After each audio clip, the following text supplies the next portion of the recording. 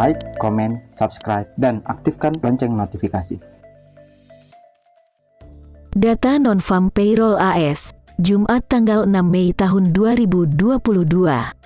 Pukul 19.30. Pasar tenaga kerja AS diduga bertambah 380 atau 390 ribu orang. Tingkat pengangguran diduga turun menjadi 3,5%. Pendapatan rata-rata per jam tahunan diduga sebesar 5,5%.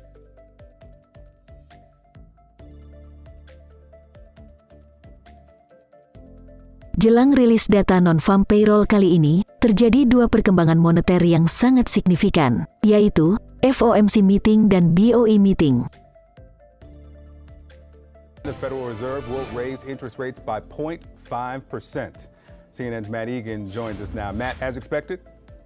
This is as expected, and yet, Victor, this is historic. We haven't seen the Fed do anything like this in almost exactly 22 years back when Bill Clinton was in the White House. And this means that borrowing costs are going to be going up for everyone. It means higher interest on credit cards, on car loans. Mortgage rates are spiking by the most we've seen in 4 decades. Sesuai dugaan, The Fed menaikkan suku bunga lagi dalam upaya menahan laju inflasi sebesar 50 basis poin, sebuah langkah signifikan yang akan mempengaruhi masyarakat dan ekonomi Amerika Serikat. Ini merupakan pengetatan terbesar sejak tahun 2000 sebagai respon terhadap lonjakan inflasi tertinggi sejak 1970-an, dipicu oleh masalah rantai pasokan. Juga stimulus luar biasa akibat pandemi dan diperburuk oleh serangan Rusia ke Ukraina. Inflation that people are feeling all over the country, and it's very important that they know that we know how painful it is and that we are working hard on fixing it. Banyak pihak mengatakan bahwa kebijakan moneter The Fed terlalu sedikit, juga terlambat.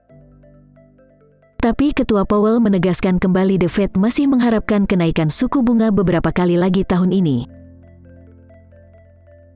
Akibatnya tentu terjadi kenaikan biaya pinjaman di mana-mana. Dan Wall Street pun cemas. Indeks S&P turun 13% sejauh ini tahun ini.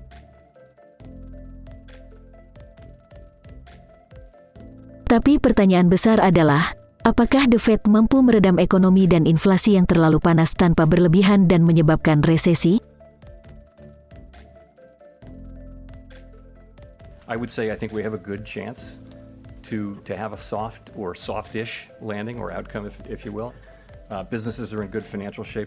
The labor market is, as I mentioned, very, very strong. And so it doesn't seem to be anywhere close to a downturn. Therefore, the economy is strong and is well positioned to handle tighter monetary policy. Kini ekonomi AS dan global makin mencemaskan. Indeks harga konsumen melonjak lebih dari 6% di Maret lalu. Sementara PDB AS justru terkontraksi 1,4% dalam kuartal pertama tahun ini. Di sisi lain, klaim pengangguran berada di level terendah dalam beberapa dekade. Dan pada bulan Maret, rekor terjadi di mana perusahaan membuka pekerjaan sebesar 11,5 juta pekerjaan. Jadi, akhirnya, The Fed mulai menjual beberapa portofolio utangnya, yang meningkat lebih dari 2 kali lipat sejak Maret tahun 2020 dan naik 9 kali lipat sejak krisis tahun 2008 saat The Fed mulai membeli obligasi untuk menyelamatkan ekonomi. Di lain pihak, Presiden Biden menyatakan kekuatan ekonomi AS terus berlanjut dan bahkan terjadi pengurangan defisit tahunan 1,5 triliun dolar lagi.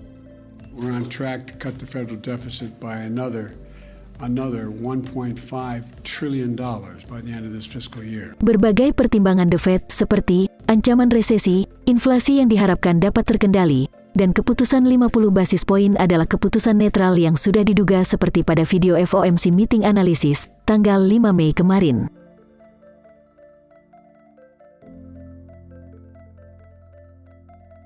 Tiadanya keputusan kenaikan suku bunga 75 basis poin dalam jangka pendek direspon positif oleh pasar. Wall Street menguat dan dolar AS terkoreksi.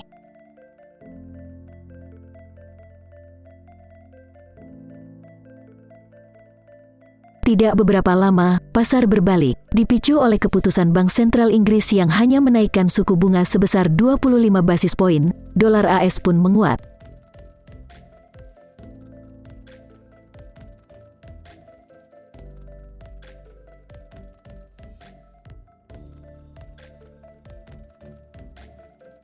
Lalu, sentimen berlanjut di mana Wall Street pun tertekan.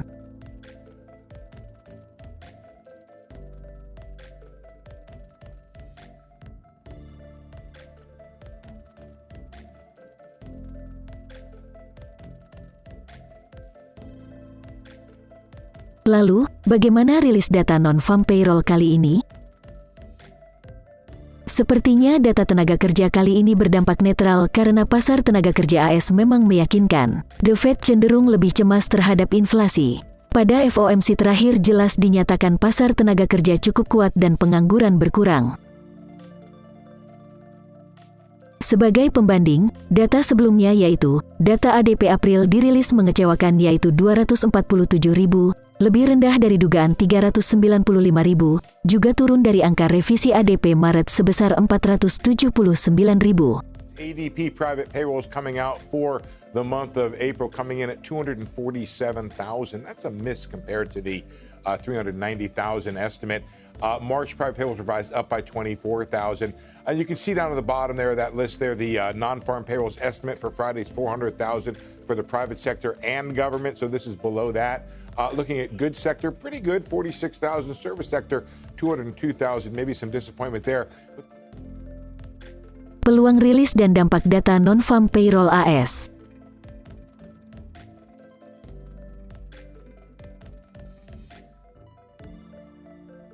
Sepertinya data NFP tidak banyak berubah dari dugaan.